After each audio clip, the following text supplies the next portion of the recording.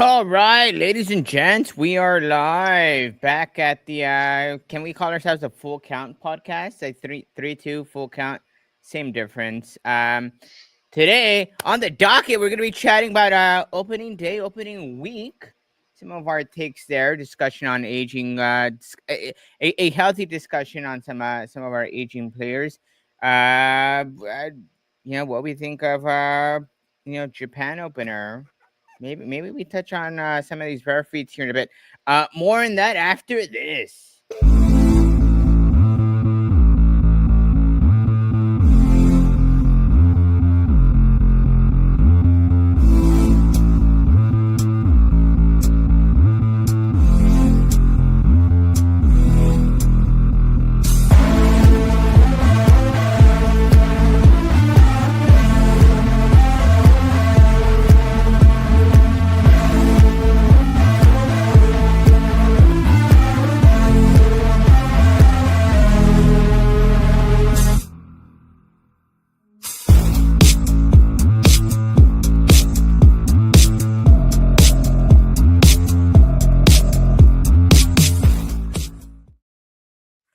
You gotta spruce it up just every time, just a little bit more, Steve. Just a little bit Okay, more. okay. I wasn't gonna wear it, but now, Night all right. there we go. See, yeah, you start with Chavez, Ravine. You end with Kaufman. It's nice. It's nice. I must say, if you're looking at all these stadium images, and maybe just the footage I picked out, is Kaufman sort of out on its own, not surrounded by buildings? Is it its own destination? It's in the middle of nowhere. So Arrowhead and Kaufman are both just they didn't integrate it with the cities whatsoever. Sorry, now we have some kid No acting. So worries. No, we're please good. We're good. We're please good. forgive me. That's the joy of having a 3 and a 5-year-old at home. So Kaufman they built just out in the middle of nowhere. So it's quite a drive to get out there, but there's plans now. So Arrowhead and Kaufman are both on their last legs with stadiums, right? They're both aged stadiums. I mean, Oh yeah. I mean, Kaufman was built when the Royals entered the league, right? And that was decades and decades ago. So both the Kansas City side and the Missouri side have been negotiating these who's going to win the bids for these contracts of where they're building the new stadiums. Is it going to be KCK? Is it going to be KCMO? And we'll see. I don't know. I know there's a shelf life where you can't renovate anymore, and the concrete just gets too much to bear, and there's a limit to what you can do it. But I guess I have a lot of nostalgia for going to see the fountains in Kaufman. So Yeah, I don't know, Steve. Tell that to the Fenway, Wrigley, and Dodger Stadium here. when was that? When was Fenway built? I mean, I 250 years ago, maybe. Let's see. 1918. That's my guess. Yeah. Probably So how earlier are than that. they able to maintain the integrity of their foundation and actually keep the stadium not from falling down? But you hear these teams saying like, we have to have a brand new stadium. There's much be more to it than that. I'm certainly no expert, So but so so I was at Wrigley about I don't know, year and a half ago. It hopes and prayers. That's the only way I see that stadium still up. that's Um, probably what Wrigley is held together to. Have held together by in more ways than one. Yeah. yeah. Anyhow, long time, no time. Or sorry, it's been a while. It's been a minute. Opening day, bro. It happened. It's here. I'm so excited. Yeah, magical day. Glue. I was fumbling with my MLB TV subscription last minute, trying to go through all the technical difficulties, and I missed the first pitch. Can you believe I heard there was quite a bit of tech issues on the Yeah, front end and the back end. yeah, there I had was. I thought it was me. I thought I was the Me technical too. issue. Me too. And I was like, oh, is my subscription up to date? Maybe that's why it's not connecting. And I was just sprinting. Yeah, I chimed in at the second inning and watched the Royals get defeated in the first game. Yeah, but must be nice to be 3-0 already with most teams playing one game. Yeah, they're playing as we speak. I'm still shooting for 162-0 season. I mean, we're Still, we're we're still on we're there. tracking. We're tracking. Um, Yeah. boy, there was I don't know how much of opening day you caught as far as some of the other games. McKinsey Gore 12 strikeouts. Uh, White Sox beating up on the Angels 8-1. That was interesting. Yeah, Uh, I don't think they're going to be as what they get. They got the highest loss prediction according to the sports books for a long, long time. What's the over under on White Sox losses this year? And I Yeah, that's a great question. We'll find out here in a sec. more or But less than 105. I'm going to guess it's more than 105. I saw a celebration like no other in the White Sox locker room after that first victory, and I think I think part of it was exercising some demons, to be honest, because God, I mean, after the horrendous season you had last year, um, boy, uh, Orioles 6 home runs in a game. That was interesting. Dodgers, it was nice. Yeah, trophy presentation. You had Ice Cube rolling in, Freddie and Gibby sort of first pitch. That was fun to catch. Um, boy, any other sort of outliers or things that stick out about opening day for you? I saw Trout get smashed in his. I saw Trout get the hit by pitch already. That was a bit of a scary moment because that was going to go into my best aging player discussion. If I can pick anyone over the age of, well, what's considered an aging player? He's probably now in that category, right? What is he? Believe it or not, I think after 30, you 30, start 30. God, is that what 35 for some, aging's but considered now? What is Mike yeah. Trout's age? Let's see. I think he's maybe 32, 33, That's 32 is what I would guess, and he's 33. Okay, so 33. if he's an aging player, that was pretty. He's about the last big draw that the Angels have, and it's always exciting for me to watch him. So Trout getting plunked, and then Soto with, okay, so with the big strikeout to lose the game, and then the big home run in the turnaround for the Mets. So yeah, small sample sizes, early predictions. Be interesting to see how Soto does with the Mets, but yeah, And, hit some and big and dingers. and maybe we sort of reversed the script on this when I had auto strike zone next, but at best and worst, um, the Angels pitching an infielder. What the hell was that about? Oh, I didn't. You'll have to fill me in. So Sorry, there okay, was a lot going on so, opening day, so give me the deets. so 8-1. I know they're losing. In the eighth inning, I believe, they call up an infielder, to sort of make their not just their pitching debut. I think their debut period to come pitch in the eighth inning. I know it's opening day, and I know you're down 8-1, but why not throw a reliever out there? I mean, it's kind of embarrassing. Yeah, you don't really have worn arms in the pen. You're using an infielder as a setup guy. That's what they did, huh? So you see those instances where they're bringing in these guys to pitch, right? And there's a few videos floating out there, right, of throwing 60-mile-an-hour meatballs over the plate. And who was it the strikeout was hilarious. I forget who did it, but anyway, those are games where it's like 14-2, right? Oh To do yeah, that 8-1, I mean, I know the on odds are opening day, low on opening nonetheless. day. That's a bit funky, isn't it? Yeah, I don't. That was bad. No bueno. But how did he pitch? But wait a second. Is this guy, because the two-way player is starting to actually be more and more realistic, where guys who were sort of borderline pitching prospects did a little pitching, did a little hitting in high school. Maybe this isn't. So you'll have to give me some details. Like, is this guy actually throwing 85, 90? No, no, no, no. He's Okay. he's he, he's not your two-way player. Okay. He's a Joe Schmo infielder who let's throw him out there because we're tossing in the They had towel. conceded the game completely in the eighth on opening day. They had, yes.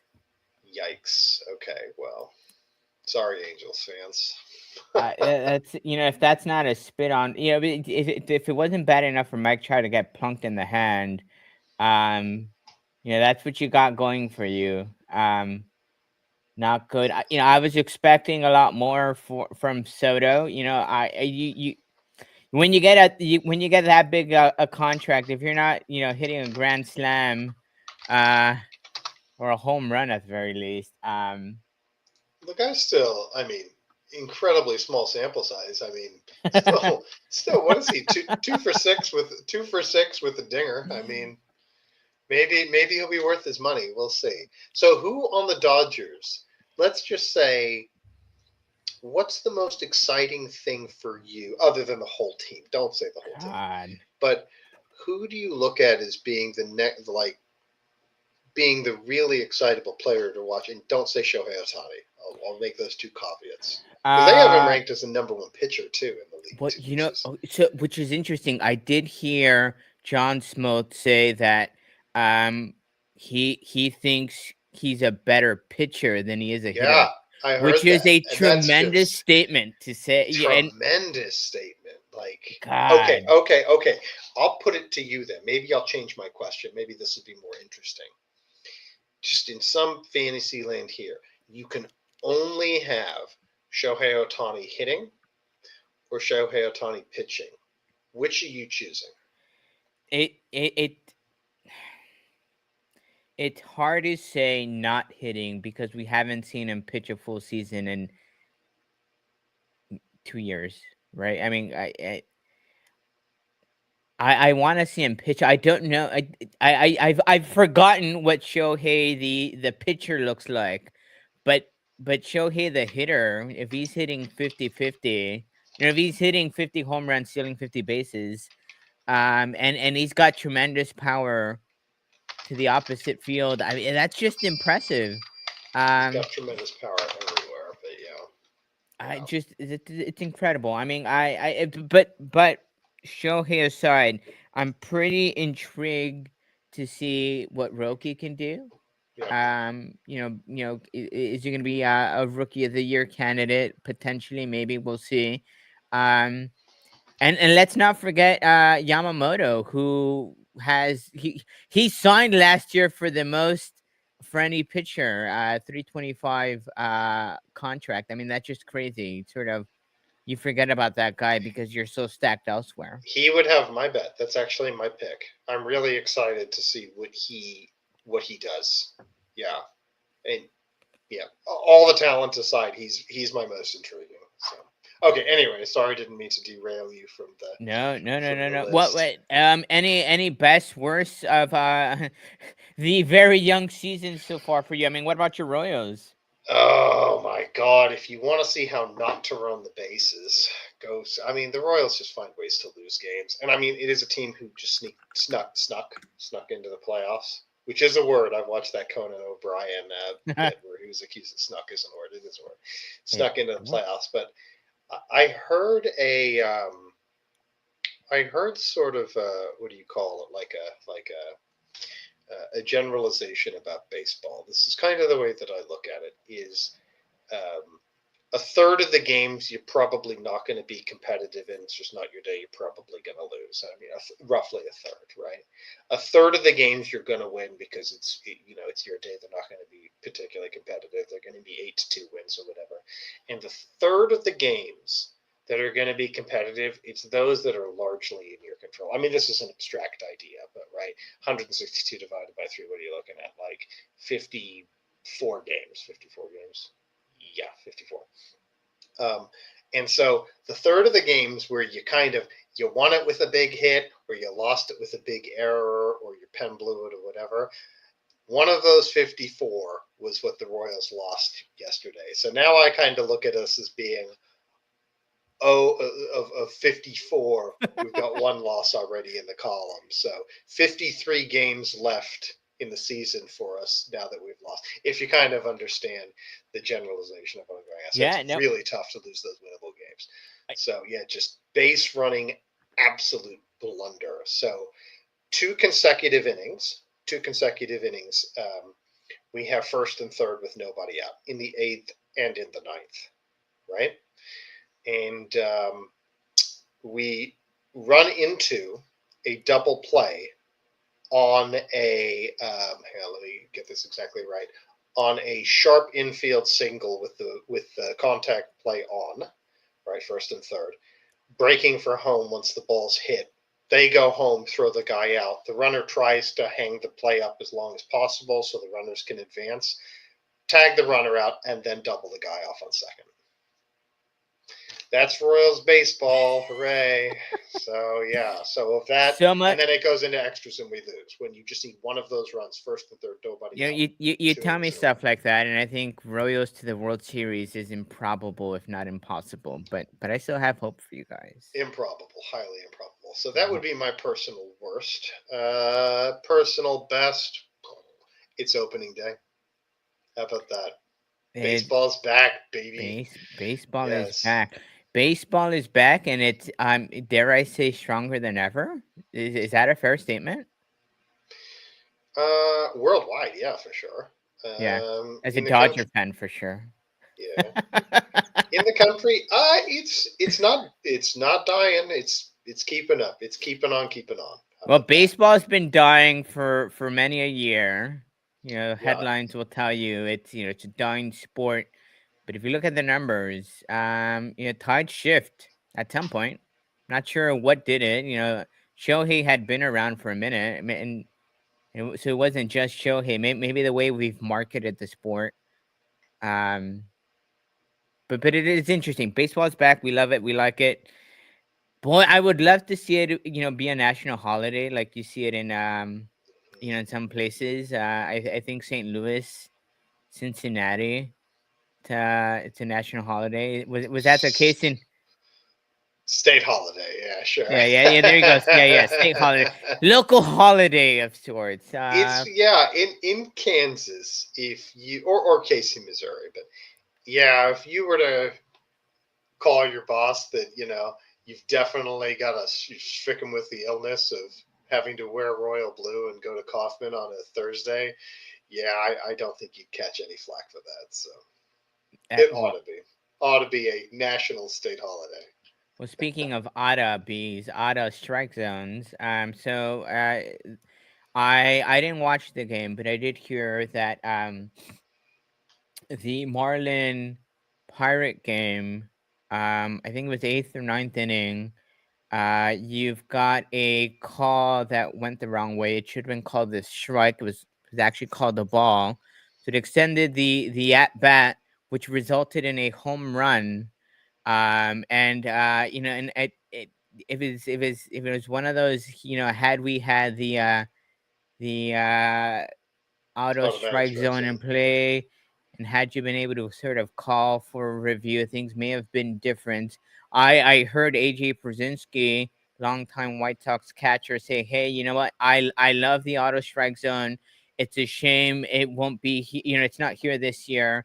Um, Not even next year, right? It's not even. 2027, right? Yeah, I think not at the very least. 27, hopefully 26. I don't know how you expedite certain things, but I showed you a graphic pretty interesting. I was quite surprised by it. It looks like auto strike zone's only adding about 16 seconds per review. I mean, what do you think about that? I mean, maybe sort of put the bet on auto strike zone after this segment here, but thoughts on it? I was very resistant to it when I was first hearing about it, and I got to tell you, I think my opinion's completely flipped. I was worried that it would. So we talked pace of play. We talked sort of removing the human element from the game. That you still had some judgment, and you didn't know quite. You didn't always have just an objective. Um, Always how a strike or a ball Yeah. was going to get called. And I think I've just completely changed my mind. I think it's a really nice blend between accuracy and flow and the human element. I don't think it's removed the human element. So you only saw what four or so called a game. Was that the average in spring training when they were testing it out? It wasn't like they were just appeal after appeal, and it wasn't like it was adding an additional 10 minutes. It was done smoothly and crisply, and I think it was four calls, roughly 16 seconds a call, an extra minute. And after I watched it, It is kind of cool and suspenseful when you're waiting for the graphic and everyone gets to see if it touched the corner and yeah, I don't think it's hurt the engagement. I don't think it's hurt the spirit of it. But so I'm kind of now, yeah, dramatically on the opposite side of where I thought I would be on it. I thought I would be just so old timey at it, and now I say, yeah, I'm hoping it gets up to the majors sooner rather than later. No, Particularly when you get a play like happened in, a really important call that doesn't go your way, and it, you know, doesn't go for you, and results in something that loses the game for you or whatever. Yeah, I mean, I mean, to your point, I think it adds a completely whole different facet in favor of maybe more human involvement, sort of human interest. mhm. For us as fans to sort of be involved in the process by calling, like, from the stands, review, or sort Yeah, of I yeah, don't know, it's yeah. fun. Well, it removes one human element from it in a little bit, right? A few, three, four, five calls a game get taken out of the human element, but it adds a human element in when do you choose to challenge. So it's so it sort of puts it back in because the pitcher, catcher, or batter needs to think, do I challenge this close pitch that I think is out, but I might be wrong or whatever. So no, I'm all for it. I was 80% against it, and I would say I'm 90% for it now. Just on my level of enthusiasm of where I sit. I'm go guns for it. I think it's great, actually. Now I that I've seen its execution, I couldn't be more for it. Well, right, I could so be. I could be 10% more for it. well, hopefully it's here sooner than later. Japan opener. What did you think? What do you think of the idea of opening competitive play in a Mm, foreign country, whether it be Japan or Australia or Mexico or insert name of country? What are I your have, thoughts? I have no problem, of course, with teams doing a series in other countries. I like the idea of actually having more of like a world competition, and the winner of the World Series maybe goes and plays the winner of Asian leagues and whatever, or the top four, and there's some seeding thing or whatever could be done with it. That's great. I have a problem, a little one, with opening day being played in another country. Yeah. That's the problem. Like, there's no, well, okay, take give me some leeway with what I'm about to say. There's no more greater excitement that's building with opening day. Obviously, Game 7 of the World Series. Yeah, yeah. Shut up. Okay, yeah. I'm being hyperbolic here, Yes. but opening day is just so awesome. You've waited and you're excited and you've got some prospects that you're looking at who might be called up. Like, viewership for every team has got to be almost certainly the highest on opening day, unless your team's competitive. Yeah, sure, in October and all that stuff though. But even the excuse me, even the uncompetitive teams, you're still kind of pretty excited for opening day. And I think because of that, you kind of should try to get, like, I don't even like it when opening day is not a home game, right? And then you have 4 days later your real opening day It's when they're weird. playing the series at home, and you're like, damn it, opening day is not at home this year, right? And then to say, well, opening day is not even in the States this year. Oh, and we're playing opening day. What was it, a week before? It was a week before. It was a week before. Like, yeah, I think you ought to reserve opening day It domestically and play your series in Japan. it, Now, it, there's it, probably a reason, but it made me think of things that pretty interesting, because they had exhibition games before the opener, and they had as much fans, if not maybe more invested fans, because they were watching their domestic teams play against the likes of the Dodgers and the Cubs, and that was from certain accounts, that was probably more energetic, and exciting for fans who were there watching. um you played some soccer, yes, at the collegiate level. yeah, Um, are you familiar with what's going on this summer? The FIFA Club World Cup thing they're doing. no, Um, so it's pretty interesting. I almost find it more intriguing than the World Cup itself in many respects. What they're doing is they're taking the likes of Inter Miami, Real Madrid, Bayern Munich, into this sort of summer tournament where they're all coming together Some of the biggest clubs, Chelsea, insert name of Seattle Sounders is is in there as well. You've got some big clubs participating in the summer tournament, and you're gonna watch them play and duke it out. That to me is very interesting in the way they're doing it. I think we were talking at one point, the World Baseball Classic and maybe that being sort of interesting.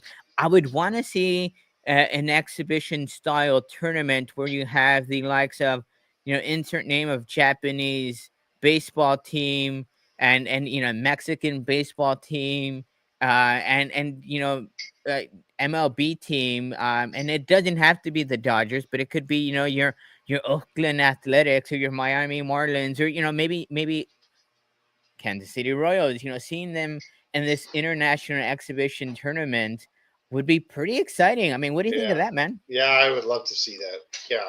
I mean, there's so many games already. I don't know when you squeeze it in, but that would be really cool. I'd like to see how yeah, well the Royals fare against the Japanese circuit, and it's a different style of the game, right? Like it's way more, as way I understand it is like Japanese Korean baseball is way more breaking stuff, way more off speed, way more control.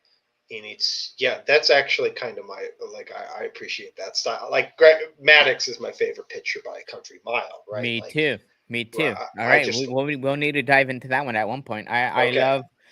I love that air. I love the Dodgers. Second favorite teams, the Braves. It was that Maddox, That's funny. Glavine, That's for me too. John Yep. Smoltz, and Chipper Jones, Andrew Jones. God, I God, could name the lineup from. I Rafael used to be Furcal. able to know the. Yeah, I watched so many of those both Braves games, but anyway, sorry not to belabor. Well, I already belabored the point, but I think that would be great. But time is finite. I mean, dude. I mean, we talk about opening day, and it's like, yeah, baseball was actually just like not so long ago because it's just we get so much of it, and it's just We do.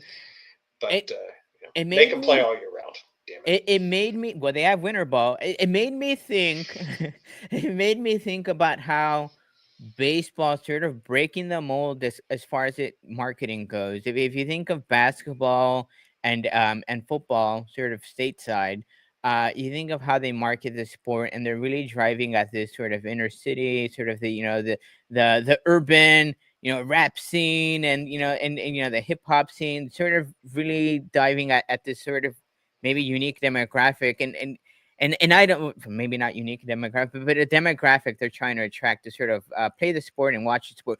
Baseball is different, where they've thrown that mold to the side and they said, you know what, I've seen your marketing strategy and it's not working. We could do it better. And they they're the most watched sport in Japan. You've got the NFL's trying to sort of replicate some of these things, and the NBA did to some extent too by trying to play in China. NFL doing the whole London thing, the Mexico City thing.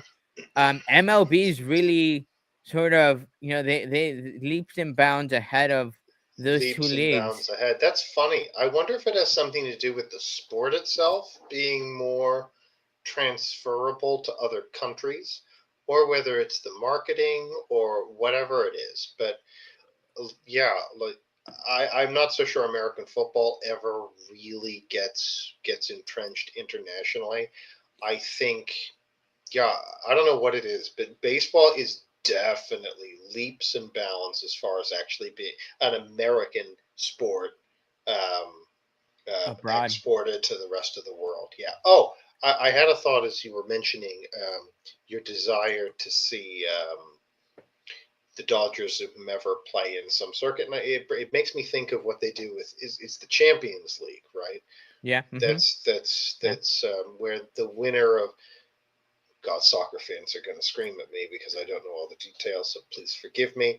It's something like the Bundesliga is represented by one or two, and the Premiership is one or two. I think it's at least two. I La think. Liga. Yeah, you've got And La just even Liga two. is playing there, etc. So you do get the creme a la creme for these leagues going and competing in the Champions League. Is really exciting to watch because I mean, you get Paris playing against Bayern and all, and I mean it's great. It just adds another level of competition where I can be a Dodgers fan in that case. You know what? Like Right. Oh I yeah. will Yeah. cheer on Mookie Betts. Let's go, baby! Like yeah, I was so thrilled, and that would that would be that sort of World Baseball Classic type excitement. And one of your one of your viewers was mentioning about how you get sort of in the spirit of the soccer stuff, you get all dressed up and whatever. And if they could squeeze that in somehow, it might be around the corner with this internet. Well, baseball's been international for quite a while, at least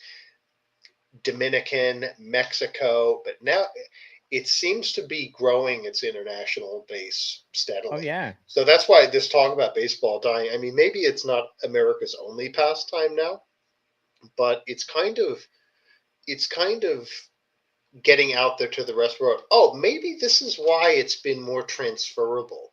Maybe is the sport that I would say baseball's the closest to is another international sport that's already been spread by the British Empire, and that would be cricket. And maybe but it doesn't really hold with Japan, so maybe I'm talking nonsense. But that seemed to have still. I mean, you get Sri Lanka, you get India, you get these former Commonwealth countries still playing. I mean, playing and better than England. Oh yeah. And Yeah. Yeah. so maybe bat and ball is this. There's something that's a little bit more. You can get that sort of culturally integrated. Of course, you could say, well, yeah, what about rugby and American football? Smart guy, I don't know because It's sort of rugby's interesting. international. Maybe we America's not. dissect that one a bit more because I think there's something there, and That's I would want to know sort of maybe the why, right? What's Yeah, intriguing? that would be why has baseball succeeded internationally where other American sports haven't quite so well. I mean, that's probably a whole show right there, and I would need to. I'm just talking off the But top it's of an my head eh, or the other end for now. Let me really do a dive in that. That might be a really interesting conversation, John. So yeah, yeah, yeah, yeah. okay, So you got I know. ammunition for the Yeah, I next know. show. So I know we're coming up on the hour here. Best aging star. So Kershaw just had his birthday a couple weeks ago, turning 37. Talk about aging stars here. Verlander, Scherzer, Goldsmith, don't forget Goldie.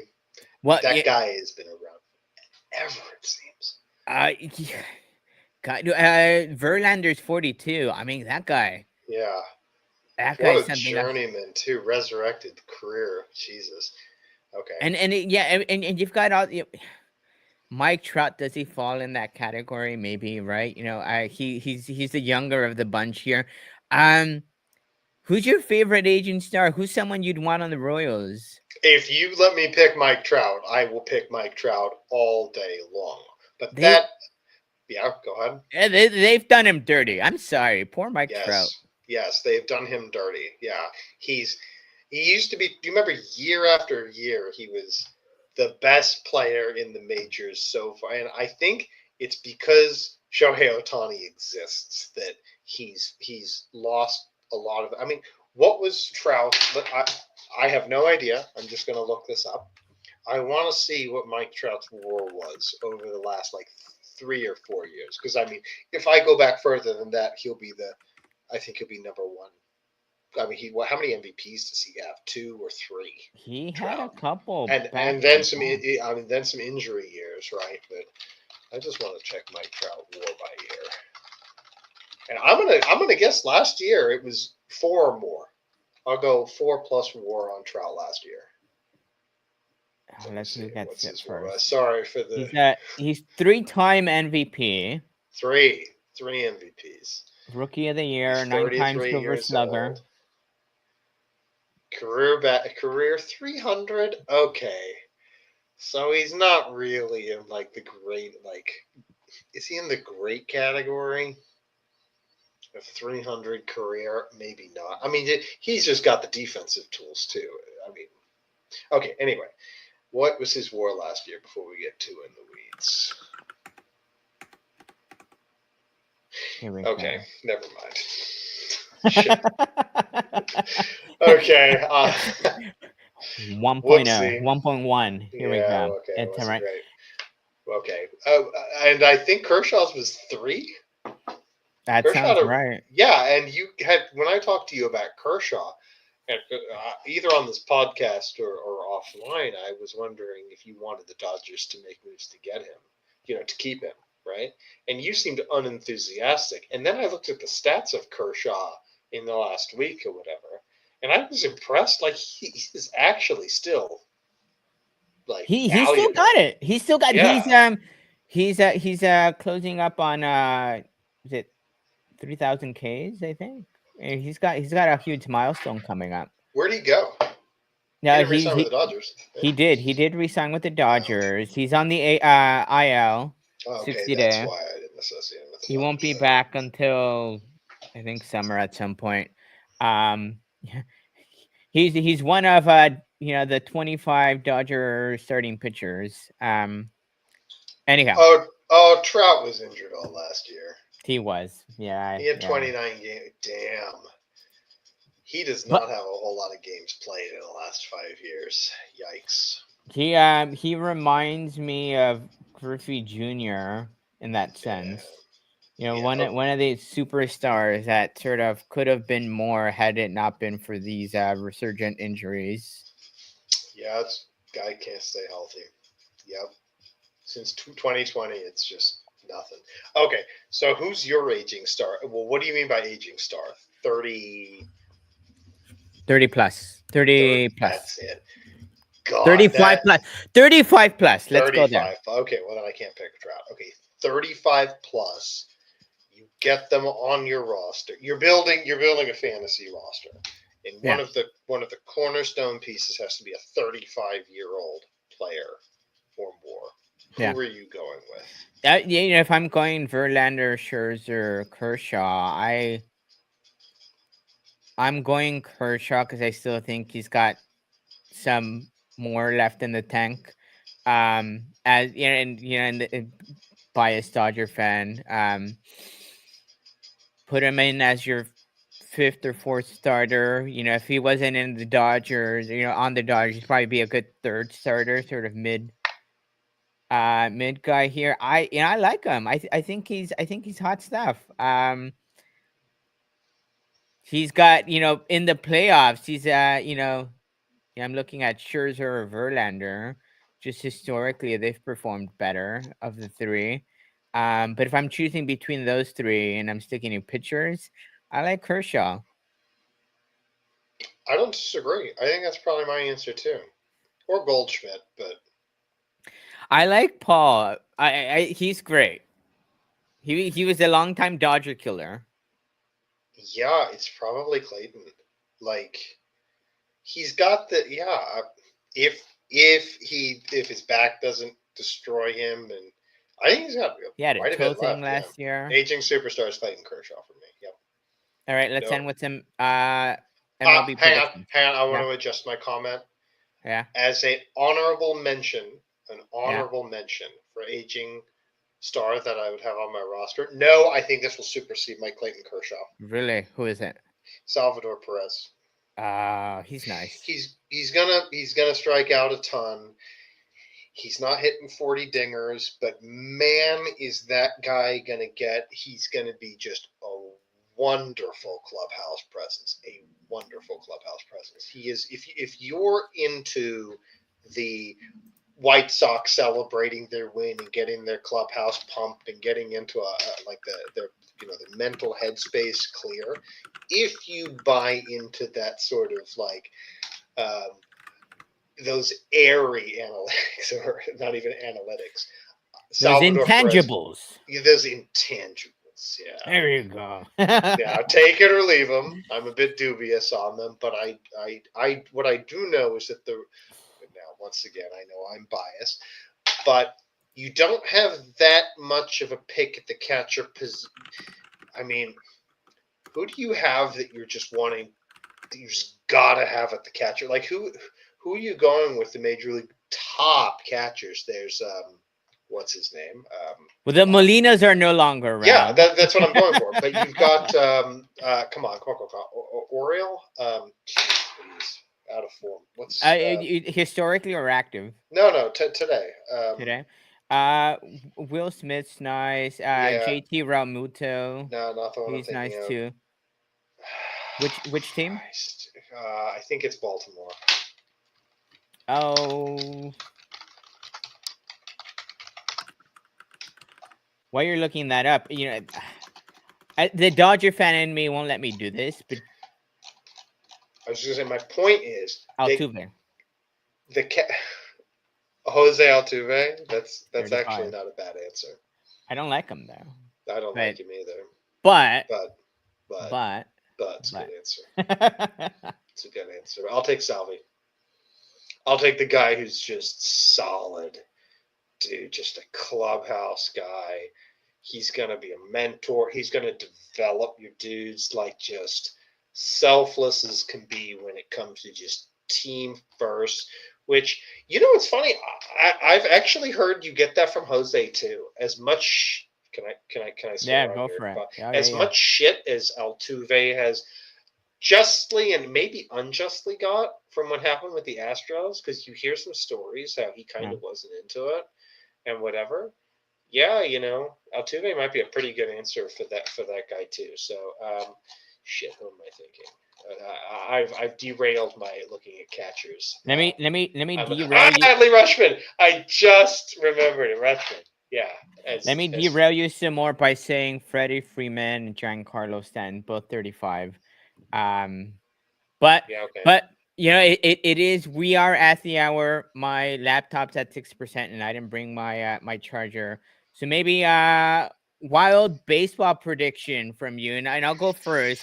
My wild baseball prediction for the season is neither the Yankees nor the Mets make it to the playoffs. Oh, wow, wow, wow, wow, wow, wow, wow, wow, wow. Okay, that is a wild prediction. That is a wild prediction. What's yours?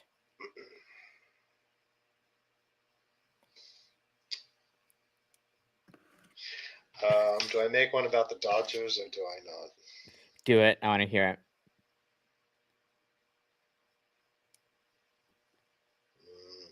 It's too bold. Let's hear it. It's no, it's too much of a guess. Yeah, it would just be a fluky guess. There would be no actual thought behind it. Like that, given the pieces that the Dodgers are dependent upon, if they get hit by the injury bug, things might go south pretty fast. Like that is what prevented you guys from being competitive 3 or 4 years ago, and that might be the only thing that can beat you guys. And if that happened, it is possible. Now I'm talking about a team that is just red hot on the opener or whatever. Will I say that Padres are going to beat you guys out? That's a wild prediction. One that I don't think is accurate, so I can't go there, but I don't see it out of the realm of possibility. If things went south, it would have to be injuries.